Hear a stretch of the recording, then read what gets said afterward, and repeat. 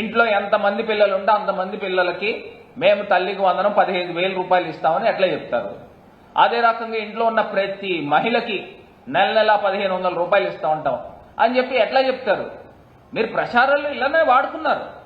వాడుకుని ఏదో రకంగా అధికార పీఠం ఎక్కారు. ఎక్కిన తర్వాత ప్రజలకి మొండి చేయి చూపించారు. ఇంకా వ్యవస్థలు మారాలండి. రాజకీయాల్లో ఈ రకమైన రాజకీయ నాయకులు ఉన్నంత కాలం కూడా ప్రజల పరిస్థితి ఈ రకంగానే ఉంటాయి. ఇప్పుడు ఎన్టీఆర్ జిల్లా కలెక్టర్ గారు ఏం చెప్పారు? ఏదైతే అవనిగడ్డ ఆ ఫైల్కి సంబంధించి ఒక వీడియో చూద్దాము. ఓసారి ఆయన ఏం చెప్పారు, లేదా నేనేం చెప్తున్నాను, నా దాంట్లో అబద్ధం ఉందా ఒకసారి చూడండి. సౌండ్ పెట్టండి.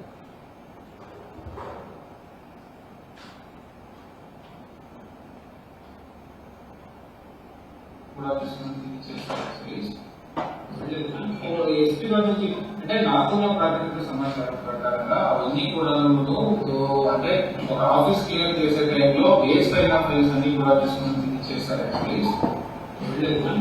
ఎస్పీ గారు అంటే నాకున్న ప్రాథమిక సమాచారం ప్రకారంగా అవన్నీ కూడా అంటే ఒక ఆఫీస్ క్లియర్ చేసే టైంలో వేస్ట్ అయిన ఫైల్స్ అన్ని కూడా తీసుకుని. ఇప్పుడు ఇది నేను చెప్పింది కాదండి, చంద్రబాబు నాయుడు గారు ట్రాన్స్ఫర్ చేసి అపాయింట్ చేసిన కలెక్టర్ ఆయన చెప్పిన అంశము.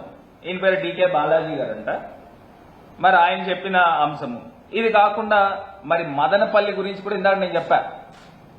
అక్కడ ఢిల్లీలో జగన్మోహన్ రెడ్డి గారు ధర్నా చేస్తూ ఉంటే మీడియా అటెన్షన్ అంతా అటు పక్కకి వెళ్తుందని దాన్ని ఇష్యూ డైవర్ట్ చేస్తూ మదనపల్లిలో ఒక తహసీల్దార్ ఆఫీస్ దగ్ధమైంది.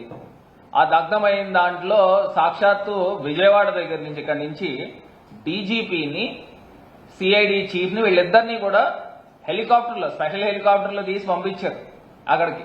డాగ్ స్క్వాడ్ అన్నారు, ఫారెన్సిక్ అన్నారు, ఏవో రకరకాలు షో చేశారు.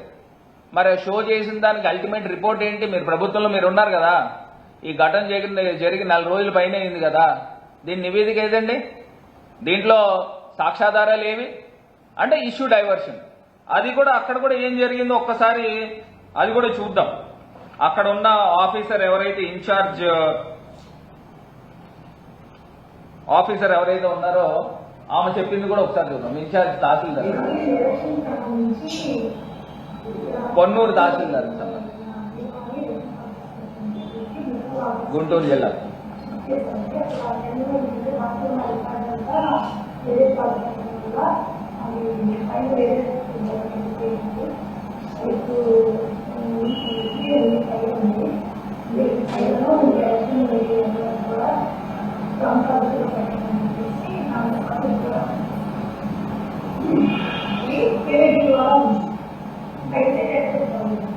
ఆవిడ చెప్తా ఉంది ఫైల్స్ అయితే ఎక్కడికి పోలేదని క్లియర్ గా చెప్తా ఉంది.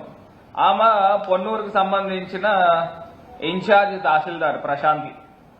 ఇది కాకుండా ధవళేశ్వరం సంబంధించి నేను ఇందాక చెప్పాను కదండి, ఎక్స్పర్ట్స్ వచ్చారు, ఇంటర్నేషనల్ ఎక్స్పర్ట్స్ అమెరికా నుంచి, కెనడా నుంచి వచ్చి క్లియర్ గా గత ప్రభుత్వము అంటే 14 to 19 ఉన్న ప్రభుత్వం, చంద్రబాబు నాయుడు గారి ప్రభుత్వంలో ఏదైతే డయాఫ్రమ్ వాల్ కి రక్షణగా ఏది పెట్టకపోవడం వలన డయాఫ్రమ్ వాల్ బ్రీచ్ అయిందని వాళ్ళు క్లియర్ గా స్టేట్మెంట్ ఇచ్చారు. మరి ఆ డయాఫ్రమ్ వాల్ కట్టింది ఎవరు? డయాఫ్రమ్ వాల్ కాఫర్ డ్యామ్ కట్టకుండా దాన్ని ఇష్యూ డైవర్ట్ చేయడానికి ధవళేశ్వరం ఫైల్స్ అని. అంటే ఏదో ఆయనేమో లోకేష్ ఏమో రెడ్ బుక్, చంద్రబాబు గారిదేమో Chandranna files, file number 1, file number 2, file number 3, file number 4. ఇప్పుడు ఆయన చంద్రన్న ఫైల్స్ నడుపుతా ఉంది ఇప్పుడు ట్రెండింగ్.